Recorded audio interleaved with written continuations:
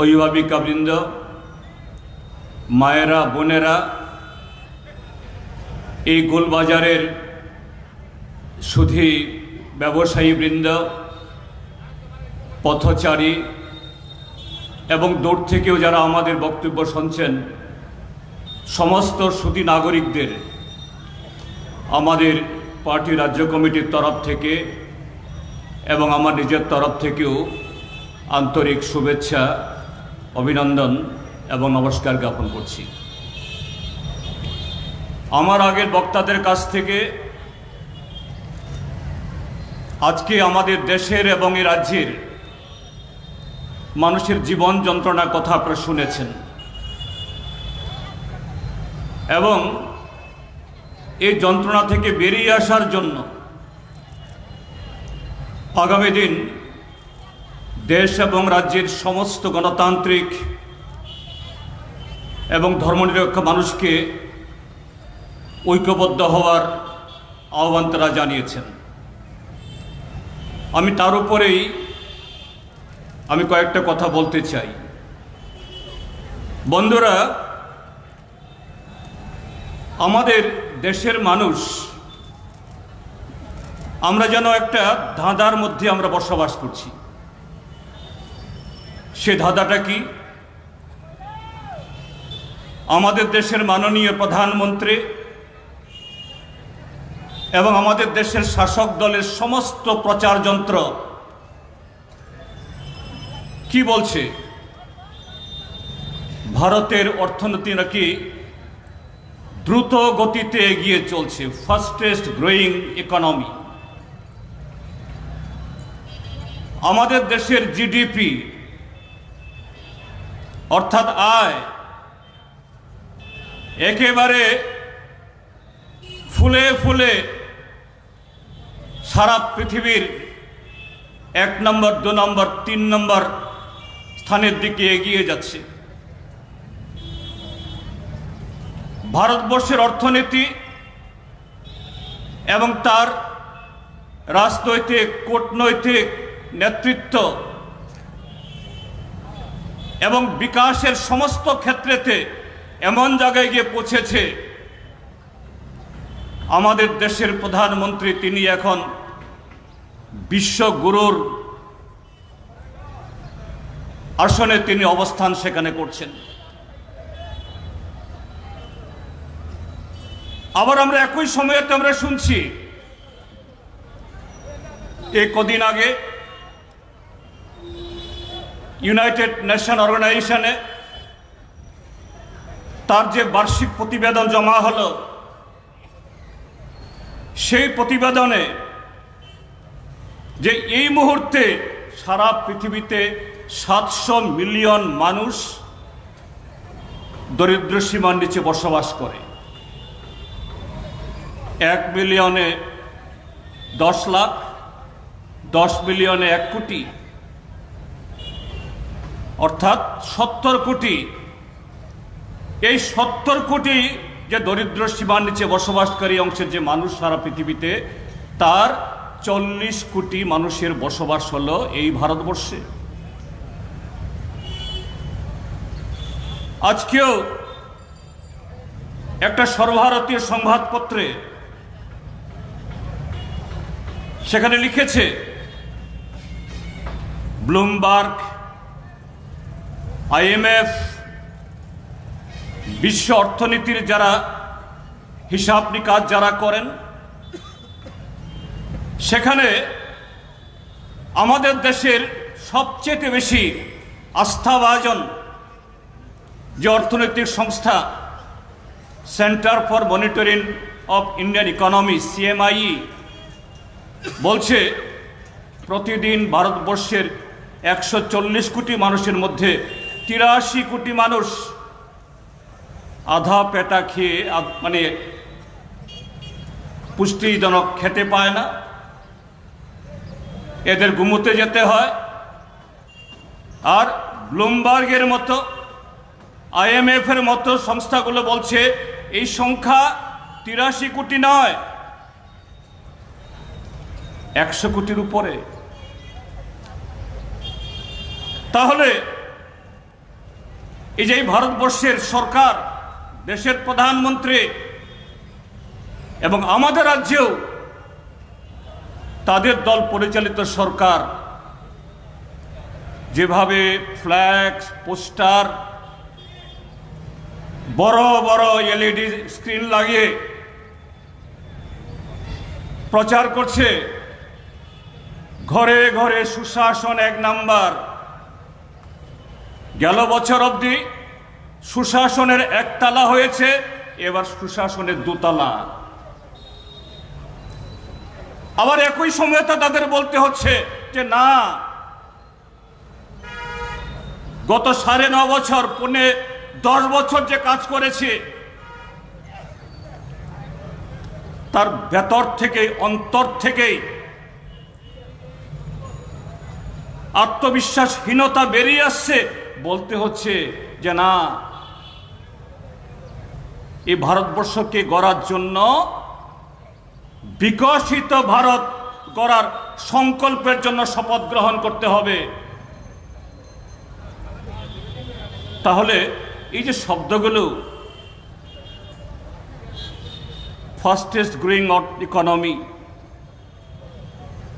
জিডিপিতে 2 number, 3 number, অমৃতকাল,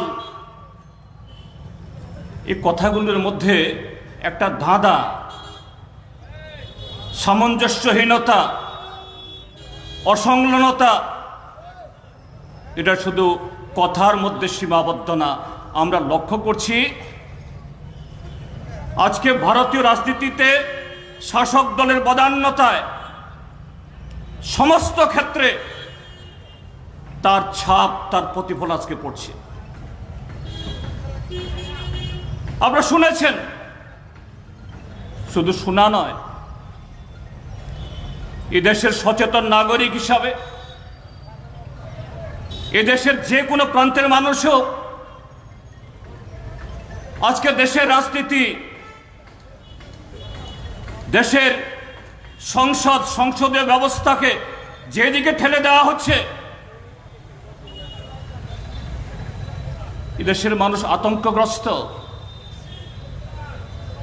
পার্লামেন্টে, সংসদে, আইনসভাতে, আইনসভা মানে হলো শুধু তো শাসক দল না, ট্রেজারি বেঞ্চ না, মন্ত্রিমণ্ডল না, যে কোনো দেশের, পৃথিবীর যে কোনো প্রান্তে সে আইনসভা, সেই সংসদ তখনই জনগণের আস্থাভাজন হয়ে উঠতে পারে। দেশের জনমানুষের তার চিন্তা, ভাবনা, আশা, আকাঙ্ক্ষা, সুখ দুঃখের প্রতিফলন ঘটাতে পারে যদি সেই সংসদে কথা বলার, প্রতিবাদ করার, জবাবদিহি হওয়ার সেই বাতাবরণ থাকে। আজকে আমাদের দেশের এই সংসদে, এই অমৃতকালে দেশ যখন বিশ্বগুরুর অবস্থানে বসছে, সেই সময়েতে সেই সংসদ জনগণের প্রতিনিধিদের কথা বলার সুযোগ নেই। একটু ওই কমরেড মানিক দে বলেছেন, শুধু এই ত্রিপুরাজ্যের মধ্যে যারা বিরোধী আসনে বসেন, ভোট ভাগাভাগির জেরে তাদের খাতে বিধায়ক কম, কিন্তু ভোট শেয়ারে, ভোট প্রাপ্তির হিসাবে এ রাজ্যে যেমন যে 3টে বিরোধী দল, তাদের খাতে 60% ভোট, আমাদের ভারতবর্ষের খাতেও যারা বিরোধী আসনে বসেন তাদের ভোট শেয়ার 60%। শাসক দল অর্থাৎ বিজেপি এবং তাদের সাঙ্গপাঙ্গদের সব মিলিয়ে মাত্র 39%। তাহলে সেই জায়গায় যদি আজকে বিরোধীদের প্রায় 150 জন বিরোধী এমপিকে যখন পার্লামেন্ট থেকে নিকাশ করে দেওয়া হয়, তার মানে হলো 60% মানুষের যারা প্রতিনিধি, তাদের বাক স্বাধীনতা কেড়ে নেওয়া, কথা বলার অধিকার কেড়ে নেওয়া, তাদের অনুপস্থিতিতে যদি কোনো আইন পাস হয়, সে আইন সংখ্যাগরিষ্ঠের হিতে নয়, সে আইন সংখ্যালঘিষ্ঠের তাদের কায়েমি স্বার্থকে আরো শক্তিশালী করার জন্য। আজকে তাই হচ্ছে।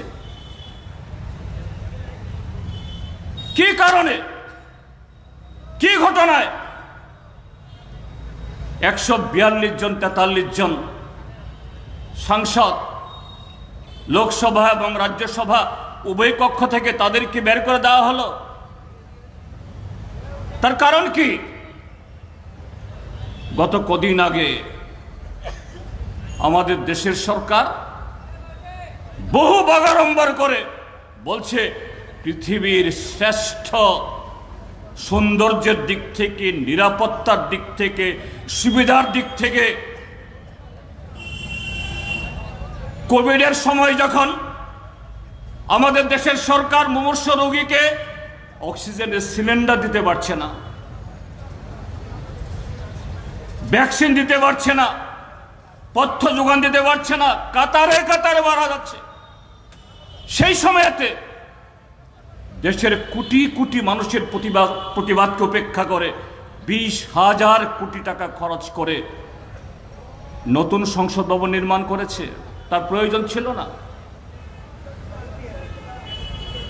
আমাদের ভারতীয় সংসদ, পুরনো সংসদ, এখানে কমরেড শঙ্কর প্রসাদ দত্ত এবং আমার সৌভাগ্য হয়েছে 5 বছর গিয়ে সেখানে কাজ করার।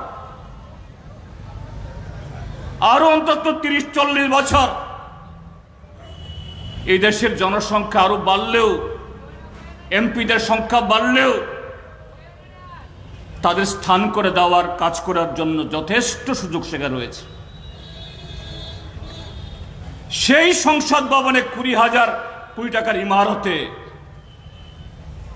6 পাল্লার নিরাপত্তা বেষ্টনী পার করে 2 জন যুবক সেখানে গিয়ে একেবারে সংসদের ভেতরে যেখানে এমপিরা বসেন সেখানে লাফ দিয়ে পড়ল।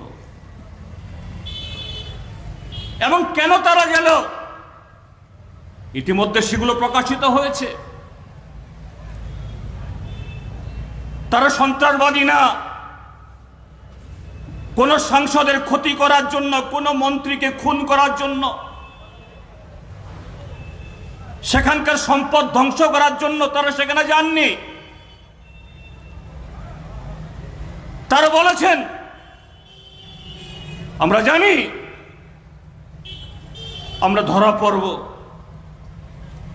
আমাদের শাস্তি হবে, বিচার হবে, কিন্তু আমরা এখানে আসতে বাধ্য হয়েছি কেন? এই সরকার বছরে 2 কোটি করে চাকরি দেবেন বলে প্রতিশ্রুতি দিয়েছেন, উল্টো চাকুরি খেয়েছে তারা। এই সরকার এদেশের কৃষক, শ্রমিক, খেটে খাওয়া মানুষের জন্য বহু প্রতিশ্রুতি তারা দিয়েছে, তার একটু পালন করেনি। এই সরকার দ্রব্যমূল্য কমানোর জন্য বলেছে, সেগুলো রূপায়ণের জন্য একটা পদক্ষেপ দেয়নি। তার প্রতিবাদ করার জন্য আমরা এসেছি। এরা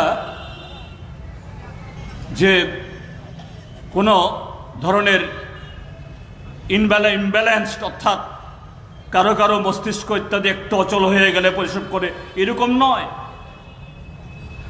যাই হোক, প্রশ্ন হলো 2 জন যুবক দেশের 140 কোটি মানুষের কষ্ট, দুঃখ,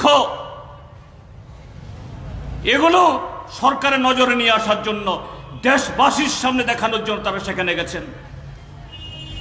কিন্তু আরেক দিক থেকে তার তো ছোট করে দেখা যায় না। আগামী দিন যদি কোনো সন্ত্রাসবাদী ঢুকে যায়, তারা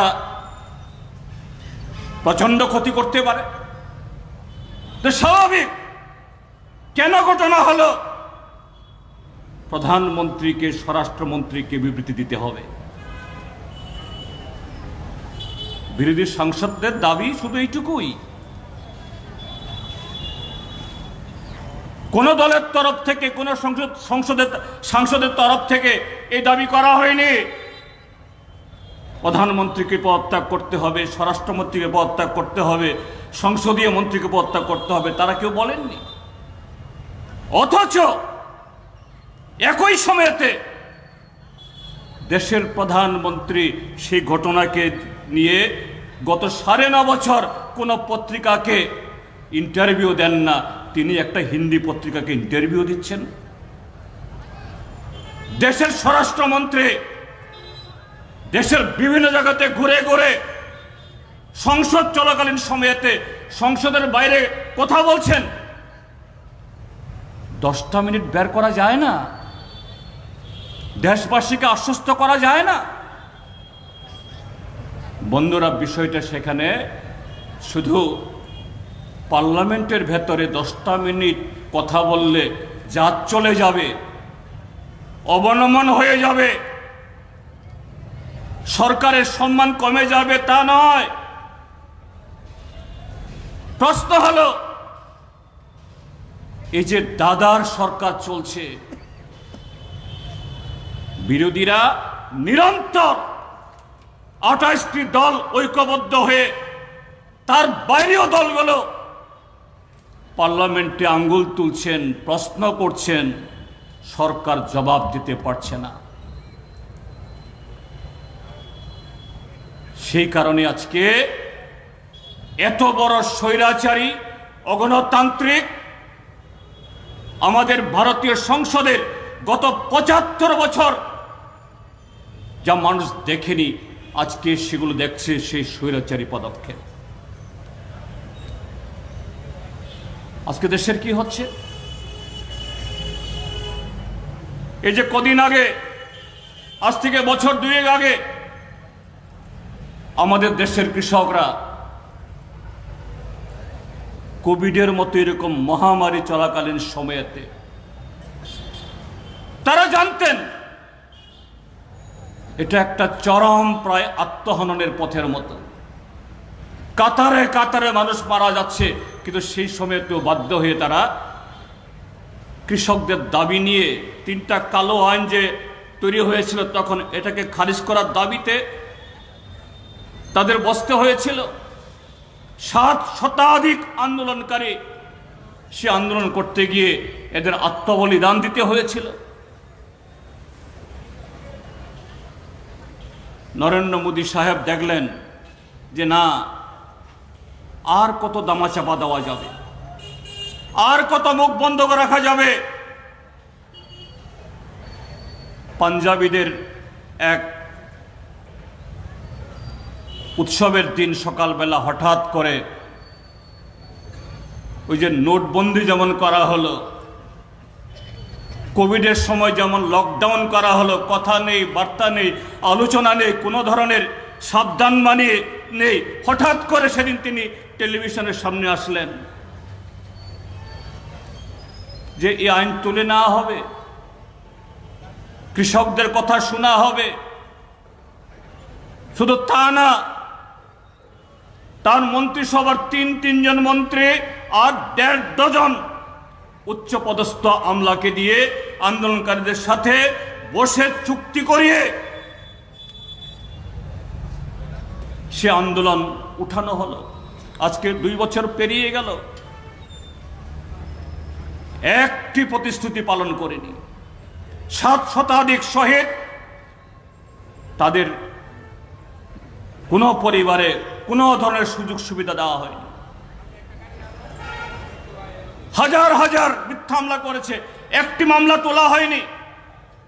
একজন কেন্দ্রীয় মন্ত্রী নেতৃত্বে তার পুত্র কৃষকদের উপরে গাড়ি চালিয়ে দিয়েছে, সেই মন্ত্রীকে খারিজ করা হয়নি। পরোক্ষভাবে পার্লামেন্টের ভেতর এবং বাইরে বলছেন কৃষকদের এই সমস্ত দাবি পূরণ করতে গেলে পরে সে অর্থ নেই, অথচ তিনি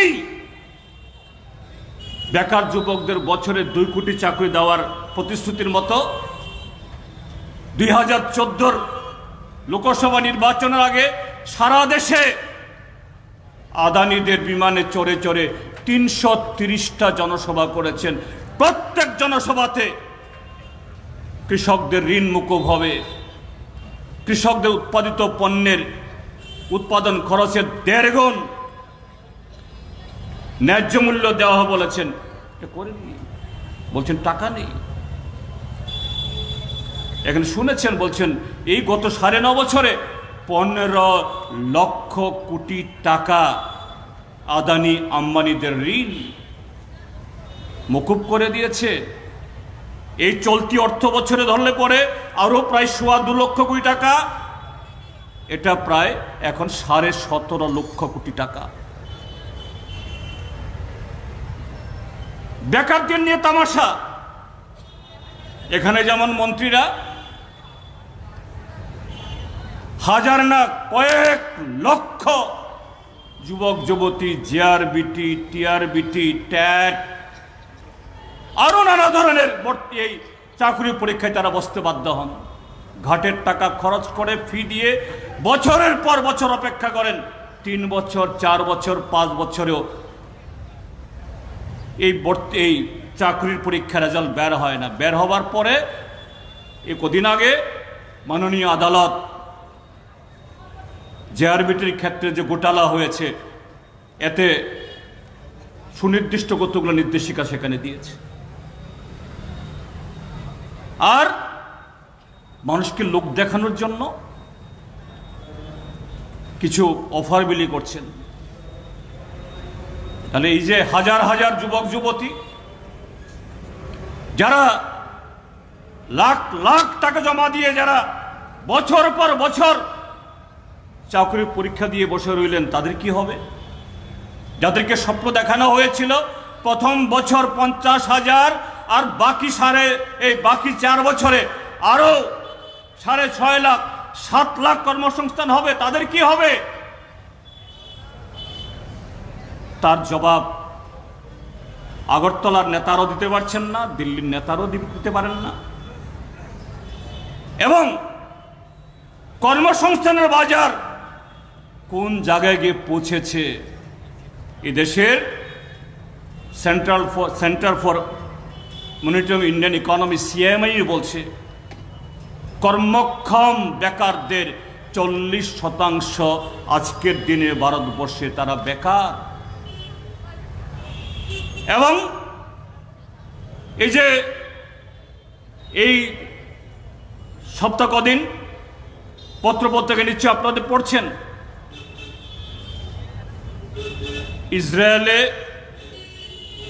ইসরায়েলের সেখানকার আরেক স্বৈরাচারী সরকারের নেতৃত্বে প্যালেস্টাইনের উপরে হামলা চলছে, নির্বিচারে গণনিধন চলছে। স্বাভাবিক প্যালেস্টাইনি তাদের তরফ থেকেও আত্মরক্ষার জন্য একটা প্রতিরোধ হবে। মাঝে মধ্যে গোলা বারুদ ইসরায়েলে এসে পড়ছে। এই আক্রমণ শুরু হওয়ার পরেই ভারত সরকারকে বিশেষ বিমান পাঠিয়ে ইসরায়েলে কর্মরত কিছু ভারতীয়দেরকে উদ্ধার করে সেখানে আনতে হয়েছে। অর্থাৎ প্যালেস্টাইন যেমন আক্রান্ত, রক্তাক্ত, প্রতিনিয়ত সেখানে মানবতা তার উপরে জঘন্যতম আক্রমণ হচ্ছে, তারই প্রতিঘাত স্বরূপ ইসরায়েলও নিরাপদ নয়। কিন্তু ভারত সরকার ইসরায়েলের প্রধানমন্ত্রীর সাথে চুক্তি করে সেখানে ভারতবর্ষ থেকে শ্রমিক পাঠাবেন সিদ্ধান্ত নিচ্ছেন। একদিক থেকে এই জঘন্য অমানবিকতার প্রতি সমর্থন, আরেক দিক থেকে এদেশের ভাগ্য বিলম্বিত অভাবের যন্ত্রণায়, ক্ষুধার তাড়নায় যে বেকার যুবকরা হন্যে হয়ে আছে, তাদেরকে সেখানে এই যুপকাষ্টে বলি দেওয়ার মতো সেখানে করা হচ্ছে। আজকে এই দশা। কাজেই এই দেশের সরকার তাদের দান্দাগিরি করা ছাড়া, মানুষের দৃষ্টি ঘুরিয়ে দেওয়ার জন্য সমস্ত ধরনের যে চাটকারী ভূমিকা গ্রহণ করা ছাড়া, মানুষকে বোকা বানানো ছাড়া দেশের জাতীয় সরকার এবং তাদের দলের পরিচালিত রাজ্য সরকারগুলিরও দ্বিতীয় কোনো কর্মসূচি নেই আমাদের রাজ্যে। এটা বলার অপেক্ষা রাখে না।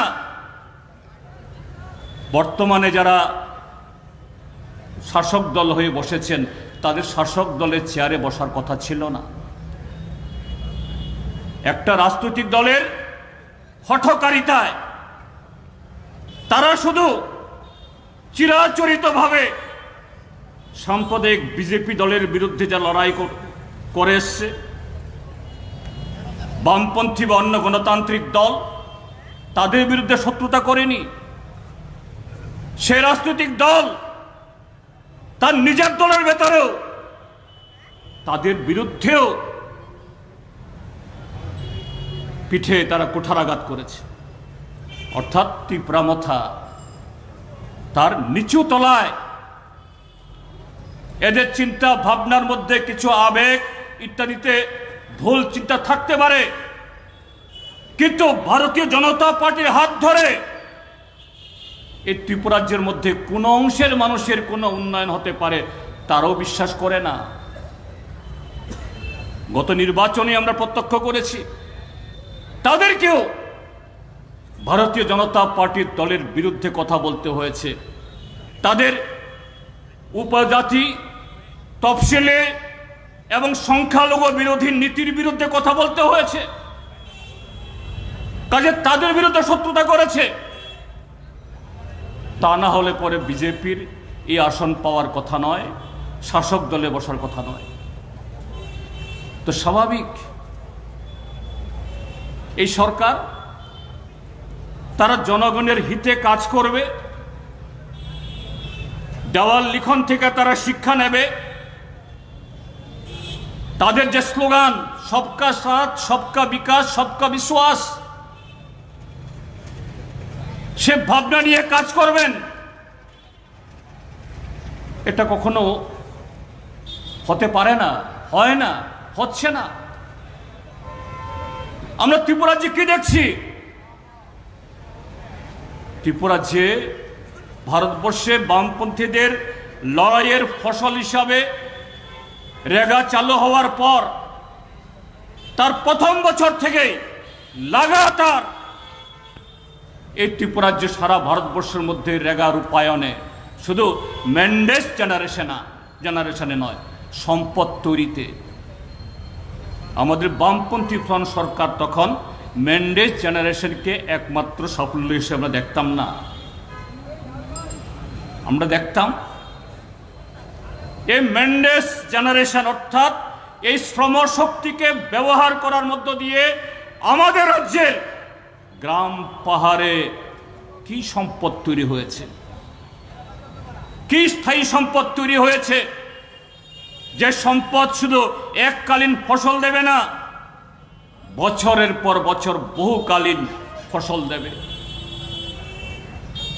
এই রেগাকে ব্যবহার করে হাজার হাজার হেক্টর ভূমিতে রাবার বাগান গড়ে উঠেছে, হাজার হাজার হেক্টর জলাশয় গড়ে উঠেছে, মাছ চাষ হয়েছে, মৎস্য চাষীদের সুবিধা হয়েছে। রাবার উৎপাদন হওয়ার কারণে গ্রামীণ অর্থনীতির চেহারার পরিবর্তন হয়ে গেছে। ভারতবর্ষের সরকার শুধু মেন্ডেস জেনারেশন হিসাবে না, সম্পদ সৃষ্টির হিসাবে, মানুষের ক্রয় ক্ষমতা বৃদ্ধির হিসাবে, গ্রাম শহরের এই যে অর্থনৈতিক যে ব্যবধান, এই গুছানোর হিসাবে 2 ডজন, 2.5 ডজন, 3 ডজন করে প্রতি বছর আমাদেরকে পুরস্কার দিতে বাধ্য হতেন। রাজনৈতিকভাবে বিরোধী হলেও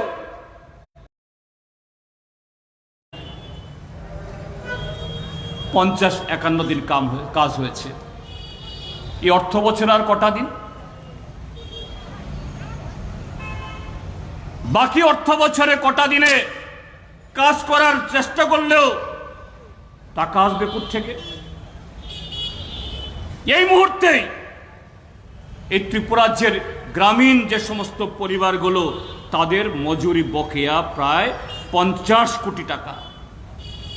তার উপরে যে সমস্ত সম্পদ, অর্থাৎ কিছু রাস্তাঘাট হয়েছে, ইট বালু কেনা হয়েছে, তারও প্রায় বকেয়া আরো 50 কোটি টাকা।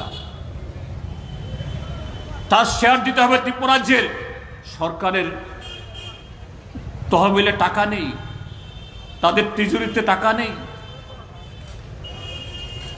ঠিক তেমনি এই যে কদিন আগে মিঢিলি এবং মিগজাউম দুটা ঝড় গেল, অতিবৃষ্টি গেল, অনাবৃষ্টি হলো। কৃষি প্রধান এই ত্রিপুরাজ্যের সবচেয়ে বেশি যে ফসল উৎপাদন হয় ধান। বামপন্থী ফ্রন্ট সরকার থাকার সময়তে এই ধান চাষে নানা ধরনের সহযোগিতা করা হতো, এগুলো কিচ্ছু এখন পাওয়া যায় না। সার, ওষুধ, সরকারি বিক্রয় কেন্দ্রগুলো সমস্ত মুখ থুবড়ে পড়ে আছে, কিছুই দেওয়া হয় না। এই মিঢিলি এবং মিগজাউমের পরে হাজার হাজার হেক্টর জমির ফসল নষ্ট হয়েছে, সরকারের তরফ থেকে কোনো ধরনের হেলদোল সেখানে নেই। তো স্বাভাবিক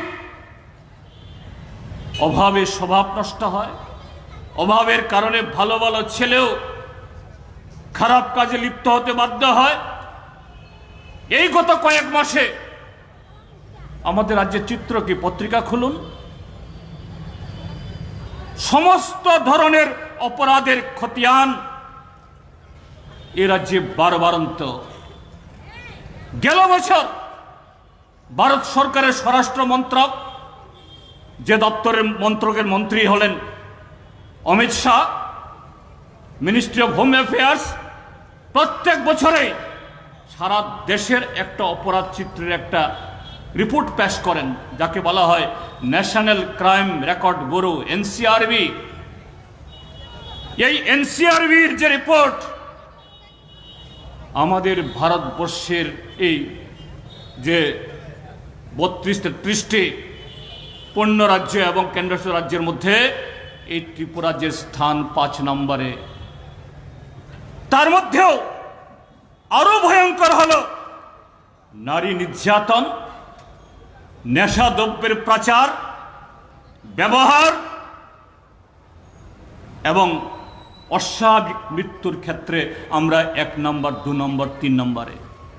মাত্র 40 লক্ষ মানুষের ত্রিপুরাজ্য ভারতবর্ষের কোটি কোটি জনসংখ্যা রাজ্যকে পেছনে ফেলে এক ত্রিপুরা, শ্রেষ্ঠ ত্রিপুরা অপরাধের তালিকাতে ডক্টর মানিক সাহা এবং বিপ্লব দেবের হাত ধরে এই ত্রিপুরাজ্যকে তারা পৌঁছে দিয়েছে। আমি বলবো, শুধু আমি নই, এই ত্রিপুরাজ্যের যে কোনো সচেতন নাগরিক, যে কোনো দেশপ্রেমিক নাগরিক, যারা একটু নিরপেক্ষভাবে এই ত্রিপুরাজ্যকে যারা বিচার করবেন, নিরপেক্ষভাবে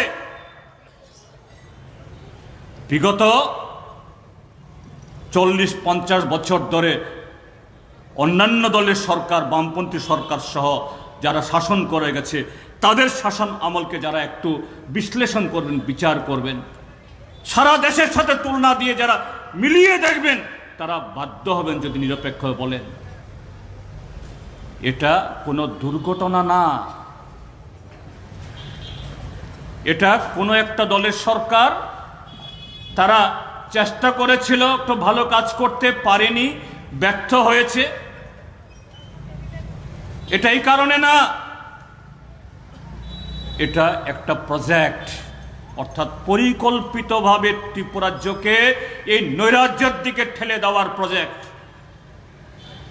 কারণ এইভাবে যদি নৈরাজ্যের দিকে ঠেলে না দেওয়া যায়, ত্রিপুরাকে ধ্বংস না করা যায়, ত্রিপুরাজ্যের রাজনীতি, অর্থনীতি, সমাজ সংস্কৃতিকে যদি অধঃপতিত করা না যায়, এই গত কয়েক বছরের মধ্যে রাতারাতি যারা আঙ্গুল ফুলে কলা গাছ না তাল গাছ হয়ে গেছে, কোটি কোটি টাকার মালিক। ওই কৃষ্ণনগরে এখানে একটা ভবন আছে, কুশবাউ ঠাকরে ভবন, ভারতীয় জনতা পার্টি রাজ্য কমিটির অফিস। এখানে কৃষ্ণনগরে কিছু লোক আছেন, সন্ধ্যাবেলা এত গাড়ি জমে সেখান দিয়ে যাওয়া আসা করা যায় না। হ্যাঁ, মন্ত্রী যারা, এমপি যারা সরকারিভাবে গাড়ি পান, সেই গাড়ি না, হোমরা চুমরা যাদের নাম এখন মন্ডলের নেতা, মোর্চার নেতা, একজন একটা দুটা করে গাড়ি, লাখ লাখ টাকা দামের। কোত্থেকে? গ্রামের এগার কাজ নেই, শহরে টুয়েপের কাজ নেই, বেকারদের চাকুরি নেই, কন্ট্রাক্টররা তাদের বিল পান না, ব্যবসায়ীদের বেচাকিনি নেই, তাহলে কোত্থেকে সে টাকা আমদানি হচ্ছে? হ্যাঁ, সরকার থাকলে, যে কোনো সরকার, কিছু টাকা তো রাষ্ট্র ব্যবস্থার কারণে কিছু টাকা সেন্ট্রাল শেয়ার অফ ট্যাক্সেসের কারণে ত্রিপুরাতে আসবে, কিন্তু সেই অর্থ সাধারণ মানুষের কাছে পৌঁছচ্ছে না। কৃষকরা পাচ্ছে না, ক্ষেতমজুরা পাচ্ছে না, শিক্ষক কর্মচারী বা ব্যবসায়ীরা তাদের কাজ কারবারে গিয়ে সে অর্থ গিয়ে পৌঁছছে না। এগুলো মুষ্টিমেয়ের হাতে জমা হচ্ছে। কাজে মানুষ ক্ষুব্ধ হবে, আঙ্গুল তুলবে, আন্দোলন হবে, প্রতিবাদ করবে। কাজে সেই প্রতিবাদের আন্দোলন যেন যাতে আঙ্গুল তুলতে না পারে, তার জন্য আইন শৃঙ্খলার অবনতি ঘটাও। আইন শৃঙ্খলা অবনতি ঘটাতে হলে পরে সমাজের সমস্ত ক্ষেত্রেতে অপরাধ প্রবণতা এটাকে আরো বাড়িয়ে দাও।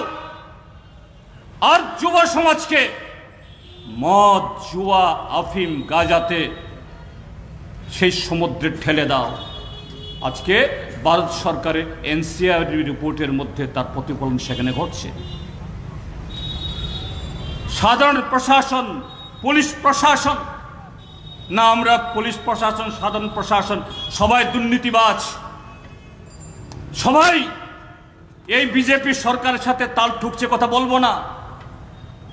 তাদের সাথে আমরা কাজ করে এসেছি, তাদের হাত ধরে, তাদের সহযোগিতাতেই এই ত্রিপুরাজ্য 25 বছর লড়াই করে টিএনবি, এনএলএফটি, টাইগার ফোর্স, আমরা বাঙালি, বিএনএলএফ সমস্ত ধ্বংসাত্মক শক্তিকে মোকাবেলা করে এই ত্রিপুরাজ্যকে আমরা শিক্ষা, পরিকাঠামো, আরো বহু দিক থেকে বড় বড় রাজ্যকে পেছনে ফেলে ত্রিপুরাজ্যকে সোশিও ইকোনমিক যে ইন্ডেক্স, সেই ইন্ডেক্সের ক্ষেত্রে ত্রিপুরাজ্যকে আমরা অন্য মাত্রায় তুলেছিলাম। তারাই তো সহযোগিতা করেছেন, এই অফিসাররা, এই পুলিশরা। আর হাতের মুঠোতে পরিণত করার জন্য এই দেশের যৌবনকে, যুব সমাজকে আজকে ধ্বংসের। আমরা গত 1 মাস 1.5 মাস ধরে ত্রিপুরাজ্যের সব জায়গাতে এরকম জনসভা করার মতো পরিবেশ নেই, এখনো নেই। কিছু পত্রপত্রিকা দিয়ে, বিজ্ঞাপন দিয়ে আমাদের রাজ্যের মন্ত্রীরা বলেন ত্রিপুরা রাজ্য নাকি গণতন্ত্রের অন্যতম প্রতিষ্ঠান।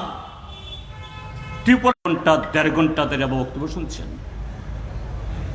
আমাদের বক্তব্য মিলিয়ে দেখেছেন। এই বক্তব্য তো শুধু সিপিএম এর কর্মী নেতাদের বক্তব্য না,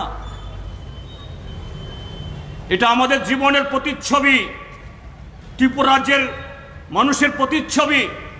আজকে সারা দেশের মধ্যে যেভাবে ঘটছে, ধর্মের নামে, সম্প্রদায়ের নামে ভাগ বিভাজন করে এই দেশের মানুষকে লুট করার যে ষড়যন্ত্র, যে প্রজেক্ট, তার ছবি। কিন্তু এটাকে শুধু 2-1টা মিটিং করে, 2-1টা কর্মসূচি করে আমাদের সেভাবে চলবে না। আপনারা দেখেছেন যে 28টা দলের যে জোট ইন্ডিয়া গত 19 তারিখে তারা আহ্বান জানিয়েছেন আগামীকাল 22 তারিখ সারা দেশে এই বিজেপি দলের মোদী সরকারের স্বৈরাচারী নীতির বিরুদ্ধে শুধুমাত্র প্রায় 150 সাংসদকে বহিষ্কার করার প্রতিবাদে না, দেশের গণতন্ত্রকে বাঁচানোর জন্য, দেশকে বাঁচানোর জন্য, সংবিধান বাঁচানোর জন্য রাস্তায় নামতে হবে। আমরাও আগামীকাল সকাল 11টায় এখানে নামব। আমরা আহ্বান জানাবো শুধু বামপন্থী দলগুলো না, সমস্ত ধর্মনিরপেক্ষ গণতান্ত্রিক শক্তি। আমাদের আলাদা কর্মসূচি থাকতে পারে, আলাদা স্লোগান থাকতে পারে, আলাদা বুলি থাকতে পারে, কিন্তু সংবিধান যদি না বাঁচে, গণতন্ত্র যদি না থাকে, কথা বলার অধিকার না থাকে, আপনার এই পতাকা, আপনার এই বুলি, আপনার এই স্লোগান আপনি কোথায় এটাকে ব্যবহার করবেন? আজকে আপনি যেখানে দাঁড়াচ্ছেন, আপনি আজকে যেখানে বসেছেন, আজকে যেখানে বসবাস করছেন, যেরকম ভাবে দানবীয় সমস্ত আইন আসছে, আগামী দিন বলবে যে না, এটা তোমার জায়গা না, তোমার কথা বলার অধিকার নেই, তোমার ভোট দেওয়ার অধিকার নেই, তুমি বিদেশি, তুমি অপাংতেয়। কাজে এই মুহূর্তে আমাদের সকলের কাজ দেশ রক্ষায়, সংবিধান রক্ষায়। এটা যেন সেই স্বাধীনতা আন্দোলনের সময়েতে এই দেশের সমস্ত রাজনৈতিক দলের যে স্রোত, ইন্ডিয়ান ন্যাশনাল কংগ্রেস অর্থাৎ একটা বিরাট একটা ছত্রছায়ায় ব্রিটিশকে হটানোর জন্য ঐক্যবদ্ধ হয়ে লড়াই করেছিল, ঠিক আজ ভারতের স্বাধীনতার প্রায় ৭৭-৭৮ বছর বাদে আর একটা সময় উপস্থিত হয়েছে। আমরা যদি এটাকে উপলব্ধি করতে না পারি, বুঝতে না পারি, আমরা যদি মনে করি আমরা যতটুকু পেয়েছি, যা কিছু আমাদের আছে এটা দিয়ে চলে যাবে, বা যাদের কিছু হয়েছে এটা দিয়ে আমার হয়ে যাবে, যেদিকে দেশকে নিয়ে যাওয়া হচ্ছে এগুলি কিছুই থাকবে না। কাজেই আগামীর সেই সংকল্পে দেশকে বাঁচানোর জন্য, এই দেশ থেকে এই স্বৈরাচারী সাম্প্রদায়িক এবং স্বাধীনতা এবং গণতন্ত্রের এবং সংবিধানের শত্রু বিজেপির বিরুদ্ধে গোটা দেশের মানুষকে, রাজ্যের মানুষকে ঐক্যবদ্ধ করার জন্য আগামী দিন এরকম আরও কর্মসূচিতে আরও বেশি বেশি করে সামিল হওয়ার জন্য, আরও বেশি বেশি করে ভূমিকা নেওয়ার জন্য প্রত্যেককেই আমাদের পার্টির তরফ থেকে এই আহ্বান জানিয়ে আপনাদের আবারও আজকে